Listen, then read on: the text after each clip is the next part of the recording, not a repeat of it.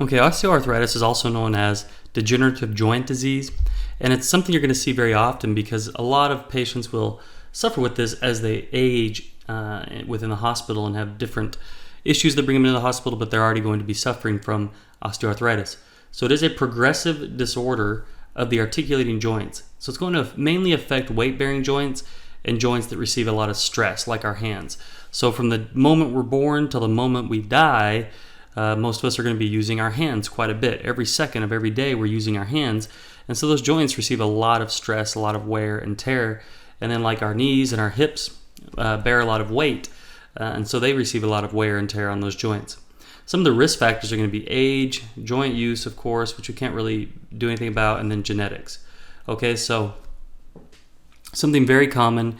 We all have these risk factors, of course. We all age, we all use our joints. And then some of us, of course, also are going to have genetics as a risk factor. So it progresses in 4 stages. Of course, stage 1 being, there's not really much going on, all the way up to stage 4, where the joint space is greatly reduced and 60% of cartilage is lost.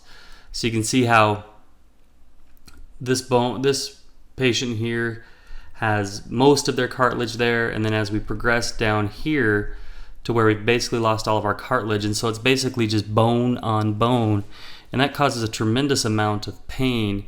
As you can see, stress on these bones and just a lot of pain for the patient. Okay, so that's kind of how it progresses from stage 1 to stage 4, up to stage 4 being almost nearly a massive loss of the cartilage that was providing support and lubrication for movements. So how are we going to assess these patients? The 2 things I really want you to keep in mind with osteoarthritis is going to be Bouchard's and Herberdin's nodes, okay? If you see, remember we talked Tophi was gout, and when you see Bouchard's or Herberdin's nodes, we're talking osteoarthritis. Okay, so the difference between the 2 are in Herberdin's nodes, those are going to be the most distal joint, okay, where Bouchard's is going to be the medial joint, okay. So these nodes are going to be found on the hands, with the Herberdin's again being found the most distal and the Bouchard's in the medial. Okay, that's really the only difference here. And what they are, they're these bony bumps that occur on the hands, okay? And that's how we're going to kind of identify osteoarthritis. The patient is also going to have joint pain that is relieved by rest. Okay, that's important to remember, that it's relieved with rest in osteoarthritis. The patient may have difficulty standing up after sitting. After they sit down for a while, they may have a hard time kind of getting themselves up and moving due to pain and just due to ability. They may also have crepitus in the joints. You remember crepitus from our respiratory assessments and things like that, but crepitus is going to be like this grating sensation, okay? That bone-on-bone grating where it just kind of has that grating feeling, that grating sensation. So how are we going to manage these patients? Remember, they're going to be in a lot of pain as that bone is kind of just rubbing on bone as we lose that cartilage. So some things we can do are topical agents,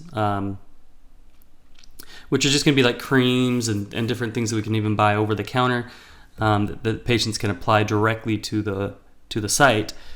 They're on their own. We can also provide NSAIDs, which of course are just our non-steroidal anti-inflammatories.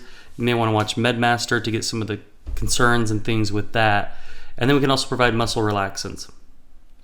If it comes to the point that the patient is just unbearable, the pain is so great they're not able to manage it, what we can do is we can actually do corticosteroid injections, and these will be an injection that goes directly to the site, and it's going to help with the inflammation and the swelling at that site.